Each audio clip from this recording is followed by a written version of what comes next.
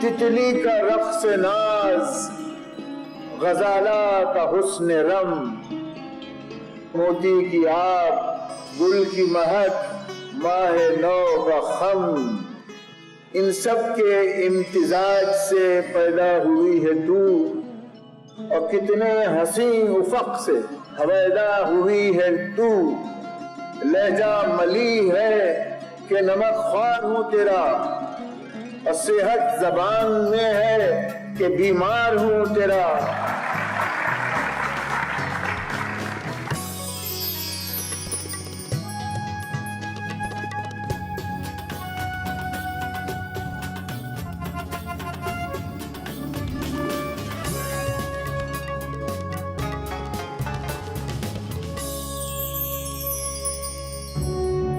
کتنا ہے بد نصیب ظفر دفن کے لیے، 2 گز زمین بھی نہ ملی کوئے یار میں۔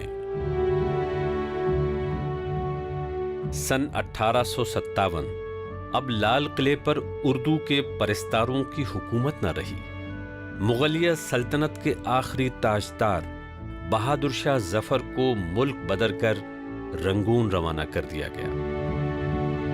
19 سنچری جو انتشار کا دور ہے، غالب کا دور، اس دور میں ایک عجیب و غریب تاریخ لکھی جا رہی تھی۔ ایک طرف تو ایسا لگتا ہے کہ سب کچھ برباد ہو رہا ہے، دوسری طرف یہ عالم تھا کہ غالب ہی کے زمانے میں دلی ایک مرکز ہی بن گئی تھی، تہذیبی اعتبار سے، فکری اعتبار سے۔ اب ایک متاخرین کا دور آتا ہے کہ وہ لاسٹ چیپٹر جب ورلڈ لٹریچر کے برابر قداور اردو ہو گئی، اس میں غالب ہیں، ذوق ہیں، مومن ہیں، بالمقد حضور ہیں، ہرگوپال تفتہ ہیں، صدر الدین آزردہ ہیں، میر مہدی مجروح ہیں، اور بہادر شاہ ظفر خود۔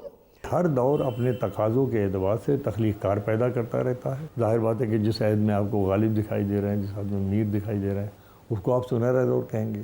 نہ گورے سکندر نہ ہے قبر دارا، مٹے نامیوں کے نشاں کیسے کیسے، ہوئے نامور بے نشاں کیسے کیسے، زمیں کھا گئی آسماں کیسے کیسے۔ خوش آمدید۔ اردو کا سفر ترقی کی سمت گامزن ہی تھا کہ انگریزوں نے پورے ہندوستان پر قبضہ جما لیا۔ تاجداروں کے تاج چھنے، راجاؤں کے راج چھنے، ریاستیں اجڑیں، اور حیران پریشان عوام کی تقدیر کا فیصلہ انگلینڈ کی ملکہ وکٹوریہ کرنے لگی۔ ہندوستانیوں کے سینے میں جنگ آزادی کا لاوا ابلنے لگا۔ ان تمام حقائق کے ساتھ ایک تاریخی حقیقت یہ بھی ہے کہ افراتفری کے اس دور میں بھی اردو نہ صرف پھلتی پھولتی رہی بلکہ وطن پرستوں کے ساتھ آزادی کی پہلی جنگ میں شامل ہو گئی۔ 18ویں صدی کے ابتدائی دور تک ہندوستان کا بیشتر حصہ ایسٹ انڈیا کمپنی کے دام میں گرفتار ہو چکا تھا۔ اس وقت تک سرکاری زبان تو فارسی ہی تھی، لیکن عوام کی زبان اردو بن چکی تھی۔ انگریز اس حقیقت سے بخوبی واقف تھے۔ اپنے مفاد کے پیش نظر کمپنی بہادر نے 1832 میں سرکاری کام کاج کی ذمہ داری اردو کو سونپ دی۔ فارسی کو سبکدوش کر دیا گیا۔ اب یہ زبان اردو جو تھی آفیشل لینگویج انگریزوں نے بنایا، اس کے بعد اس میں بے پناہ کام ہوا۔ اب اردو شناسی گھاٹے کا سودا نہیں تھی بلکہ سرکاری ملازمت کا وسیلہ بن گئی تھی۔ اردو قواعد اور لغت پر فورٹ ولیم کالج میں ابتدائی کام پورا ہو چکا تھا۔ روزگار کا نیا دریچہ کھلنے سے اسکولوں میں اردو باقاعدہ پڑھائی جانے لگی اور عوام میں اس زبان کو سیکھنے کی للک اور بھی بڑھنے لگی۔ 1857 تک تو کے زمانے میں تو اردو میں بڑے بڑے رائٹرز تھے۔ اردو زبان اور اردو پروز جو ہے وہ اس دور میں جو ہے فلاور کرتی ہے۔ ادھر حکومت برطانیہ کے خطرناک منصوبوں کے خلاف ہندوستانی عرصے سے متحد ہوتے جا رہے تھے۔ حسن اتفاق دیکھیے کہ انگریزوں کے خلاف ہتھیار بنا تو ان کا ہی قائم کیا گیا آلے نشر و اشاعت یعنی پرنٹنگ پریس. پریس تو لائے تھے وہ تجارت کے سلسلے میں کہ یہاں پر وہ چھپائیں گے اور اپنا کام کریں گے اور لوگ مشین خریدیں گے. وہ اتفاق ہے کہ وہ ان کے لیے وہ ظاہر ثابت ہوا. پرنٹنگ پریس کی آمد سے اردو کی کتابوں کی تعداد تو بڑھی، ساتھ ہی اخبارات اور رسائل کا سلسلہ بھی شروع ہو گیا. اخباروں نے مستند خبروں کی رفتار کو تیز گام کر دیا. کلکتہ. اردو میں صحافت کی شروعات 20 اپریل 1822 کو راجہ رام موہن رائے نے میرات الاخبار ہفتہ وار جاری کیا. اردو فارسی کا پہلا اخبار جامع جہاننما بھی اسی دوران شائع ہوتا رہا. 1837 میں انگریزوں نے اپنے مفاد کے لیے پہلا ماہوار رسالہ خیر خواہ ہند کے نام سے نکالا. اس سے اردو میں رسائل شائع ہونے کی بنیاد پڑ گئی. اردو کا پہلا اخبار جامع جہاننما 22 مارچ 1822 سے شروع ہوا. وقت کا یہ تقاضا تھا اور برٹش سرکار اپنے نظریے کو، اپنے حکومت کے کارناموں کو عوام تک پہنچانا چاہتی تھی. وہ کوئی خدمت نہیں کر رہے تھے. ان کا مقصد صرف ایک تھا کہ ہم کو ہندوستان پہ رول کرنا ہے. دلی سے مولوی محمد باقر نے دہلی اردو اخبار نکالا. دہلی اردو اخبار اس زبان کا پہلا سیاسی اخبار تھا. باغیوں اور بغاوت کی خبروں کے علاوہ ہندوستانیوں کو بیدار کرنے والی شاعری کو اس اخبار میں خاص طور سے شائع کیا جاتا تھا. دور آیا انگریزوں کے مظالم کا، تو اس وقت زبان اردو تھی، تو اردو میں ہی اخبار نکلنے کا سلسلہ شروع ہوا. کئی لوگ میدان میں آئے، خاص کر مولوی باقر صاحب دلی میں. انہوں نے 1836 میں اخبار نکالا، دلی اردو اخبار. دہلی اردو اخبار سے متاثر ہو کر نت نئے اخبارات کے شائع ہونے کا سلسلہ شروع ہو گیا. آگرہ، بریلی، میرٹھ، کانپور، مرزا پور، اندور، لدھیانہ، لاہور، امرتسر، ملتان اور بھرت پور سے اردو کے اخبار اور رسالے شائع ہونے لگے. ملک کے کن علاقوں میں انگریز کس کس طرح کے ظلم کر رہے ہیں، اس کی اطلاع اخباروں اور رسائل کے ذریعے ہندوستان کے ایک کونے سے دوسرے کونے تک پہنچنے لگی. اخبارات کی یہ آزادی زیادہ عرصے تک برقرار نہیں رہی. انگریزوں نے ہندوستانی اخباروں اور ان کے مدیروں پر بے پناہ سختی شروع کر دی. ان کے مظالم کا شکار ہونے والوں میں زیادہ تر اردو کے ہی صحافی تھے. لیکن اردو صحافت کی لگائی ہوئی چنگاری جلد ہی غدر کی آگ میں تبدیل ہو جانے والی تھی.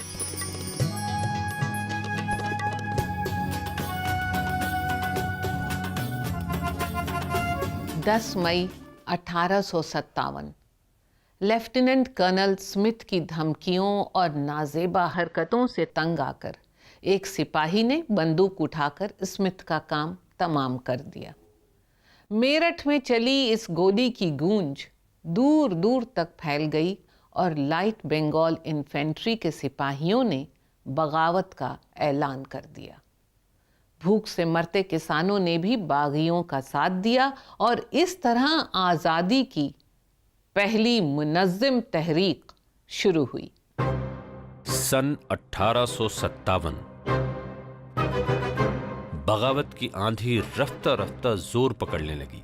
دلی اس کا مرکز بنی اور متھرا، آگرہ، ڈھاکہ، چٹگاں، کٹک، جبل پور، اندور، کولہاپور کے ساتھ ساتھ دور دراز پشاور بھی اس طوفان کی زد میں آ گئے. غدر کا تو واقعہ ایک بہت بڑا واقعہ ہے. یہ ہماری تاریخ میں، ہماری کلیکٹیو ہسٹری میں شاید یہ پہلا بڑا صدمہ ہے، یعنی جس میں خون بہت بہا ہندوستانیوں. ایسا لگتا ہے کہ اس زمانے میں ایک زندگی کا ایک پورا قالین لپیٹا جا رہا ہے اور ایک نیا بچھایا جا رہا ہے. باغیوں نے دلی پر قبضہ کر لیا اور آخری مغل بادشاہ بہادر شاہ ظفر سے قیادت کی گزارش کی. تاریخ میں ایسے مواقع کم ہی آئے ہیں جب حکمرانوں نے کسی ایسی بغاوت کا ساتھ دیا ہو جس کی شروعات رعایا نے کی ہو۔ بہادر شاہ ظفر ظاہر ہے کوئی ماننے والا نہیں ان کا، ایک غریب بوڑھا بےکس آدمی، نام کو بادشاہ تھا، لیکن اس کے جھنڈے تلے پورا ہندوستان جمع ہو گیا تھا۔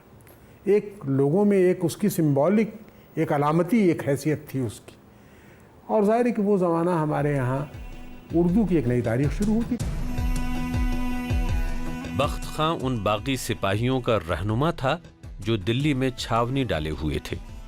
ہندوستان سے انگریزوں کو نکالنے کے بعد بننے والی حکومت کے لیے بخت خاں نے ایک آئین یعنی کانسٹیٹیوشن کا مسودہ تیار کیا۔ قلب خدا کا، یہ مسودہ اردو میں تیار کیا گیا تھا۔ ملک بادشاہ کا، عمل بہادر شاہ کا، ہم ان فرنگیوں کو ہندوستان سے بھگا کر رہیں گے۔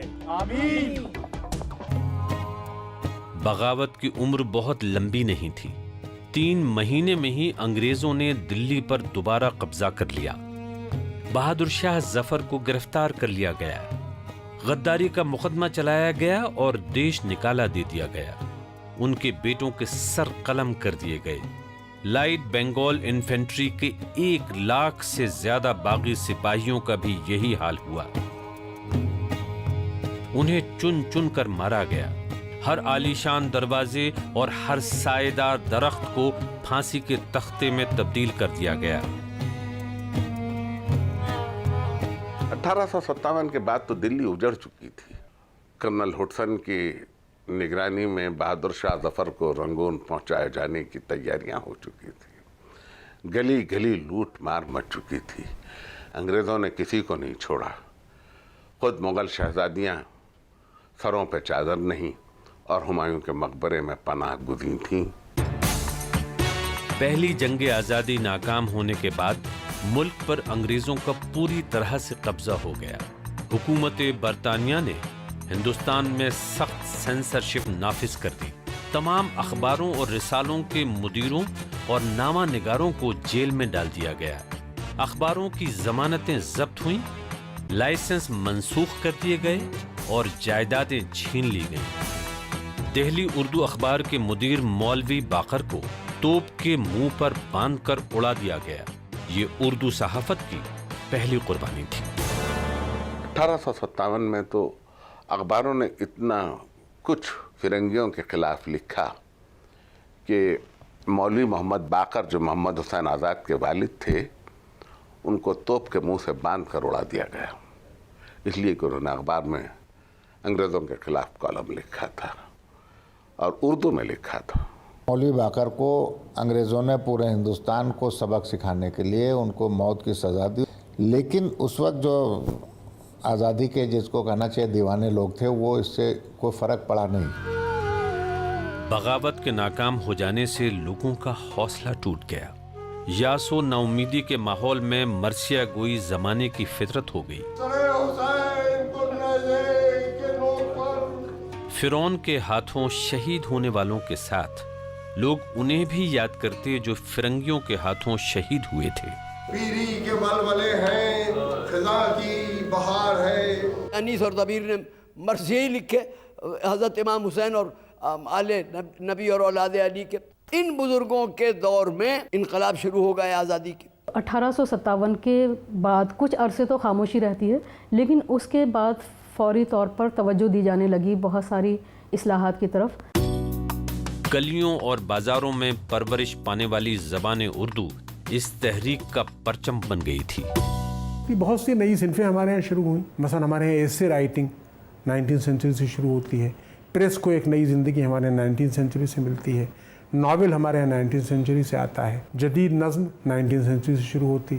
دلی، لکھنؤ جیسے کئی شہروں کی سڑکیں اور گلیاں لاشوں سے پٹی پڑی تھیں۔ تباہی، بربادی، موت اور سازشوں کا بازار گرم تھا۔ یونین جیک کا خوفناک سایہ لہجہ بلہجہ پورے ہندوستان پر پھیل رہا تھا۔ ملکہ انگلستان اب اپنے آپ کو ملکہ ہند بھی کہنے لگی تھی۔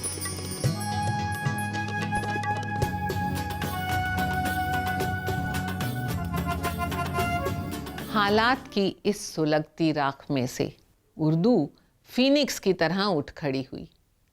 दिल्ली बर्बाद हुई थी, सूनी नहीं हुई थी। मिर्ज़ा असदुल्ला खां गालिब यहीं रहे और हिकायत वक्त रकम करते रहे। बंदा परवर, मेरा हाल इस फन में अब ये है कि शेर कहने की रविश और अगले कहे हुए अशार सब भूल गया, मगर हाँ, अपने हिंदी कलाम में से 1.5 शेर यानी कि एक मक्ता और एक मिसरा याद रह गया है। सो गाहे गाहे जब दिल उलटने लगता है तब 10-5 बार ये मक्ता ज़बान पर आ जाता है। जिंदगी अपनी जब इस शक्ल से गुजरी गालिब, हम भी क्या याद करेंगे कि खुदा रखते थे। फिर जब सख्त घबराता हूँ और तंग आता हूँ तो ये मिसरा पढ़कर चुप हो जाता हूँ। ऐ मर्गे नागहां तुझे क्या इंतज़ार है, ये कोई न समझे कि मैं अपनी बेरौनकी और तबाही के गम में मरता हूँ। जो दुख मुझको है उसका बयान तो मालूम, मगर उस बयान की तरफ इशारा करता हूँ। कुछ अजीज, कुछ दोस्त, कुछ शागिर्द, कुछ माशूक, सो वो सब के सब खाक में मिल गए। एक अजीज का मातम कितना सख्त होता है। जो इतने अजीजों का मातमदार हो उसको जीस्त क्यों करना दुश्वार करे। हर गोशा आशोबगाह था, हर दिल आजुरता। मुरासले मुश्किल थे और मुकालमे नापैद, इसीलिए गालिब को एक नई तर्ज तहरीर पर इन्हिसार करना पड़ा। उन्होंने एक खत में लिखा, मैंने वो अंदाज़े तहरीर ईजाद किया है कि मुरासले को मुकालमा बना दिया है। 1000 कोस से बज़बाने कलम बातें किया करो, हिज्र में विसाल के मज़े लिया करो।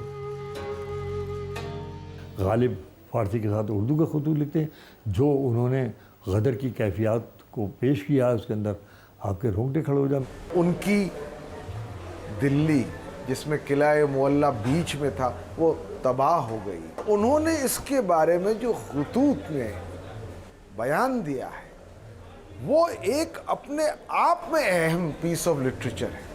1850 के आसपास गालिब ने अपने खतूत के ज़रिए वो नस्र पेश की जो आज भी हमारे लिए नमूना है।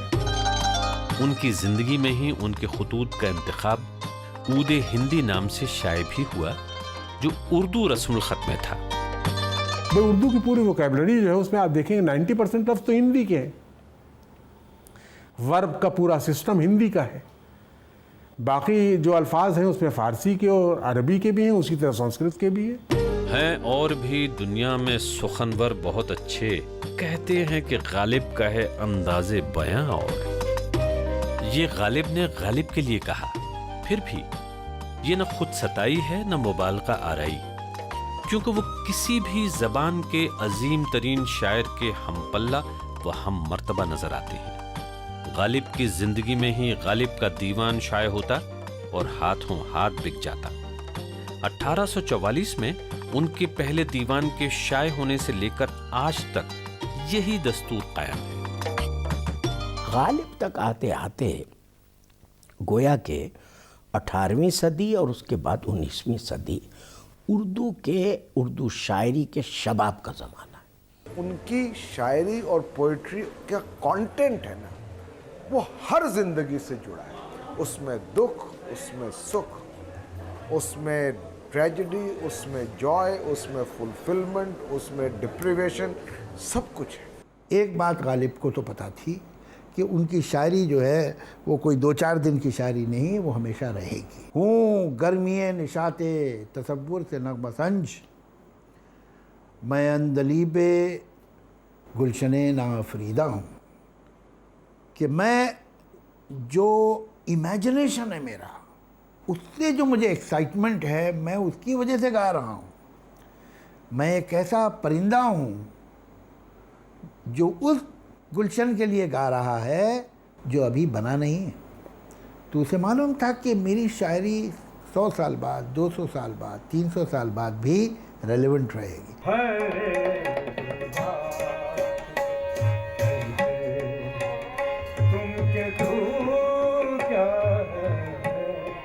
मुहक्किक हो या दानिश्वर, गालिब की शायरी के नए नए पहलू तलाश करने का सिलसिला आज तक जारी है। मगर गालिब की शायरी महज किताबों में कैद नहीं, कूचो बाजार में रवां है।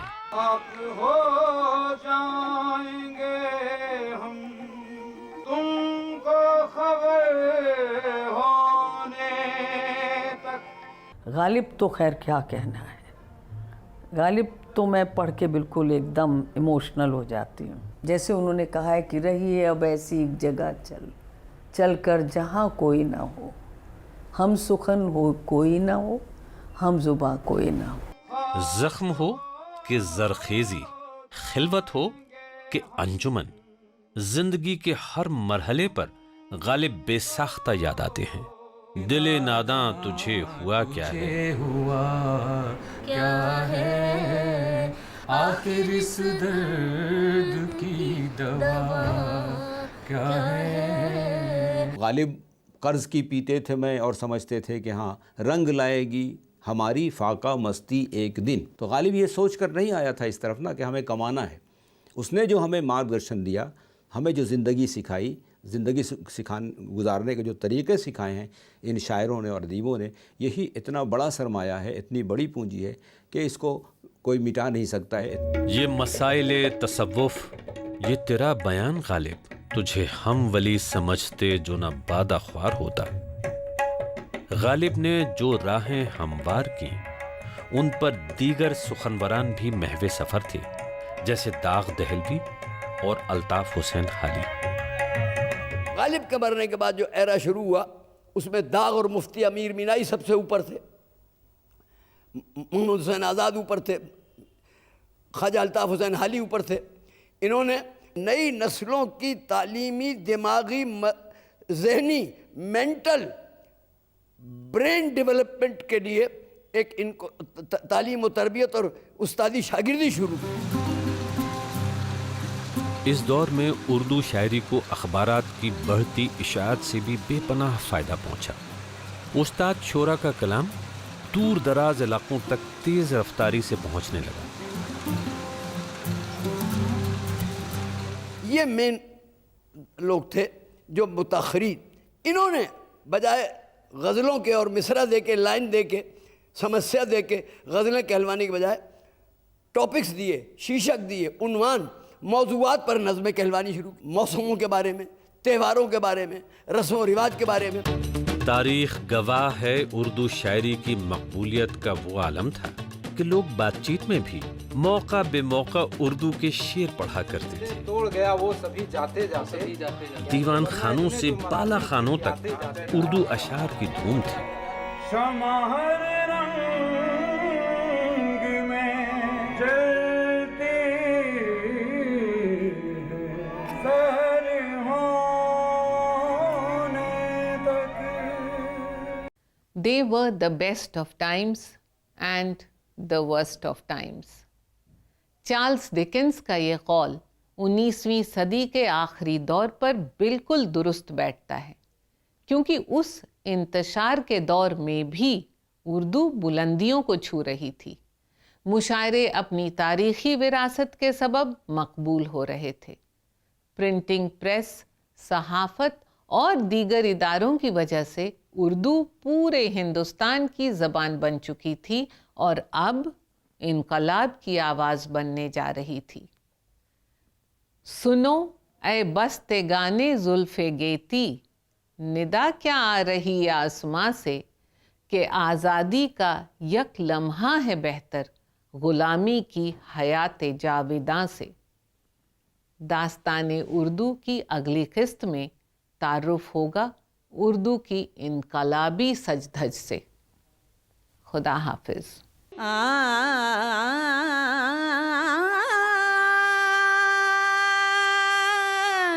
उर्दू है जिसका नाम हमें जानते हैं दाग, सारे जहां में धूम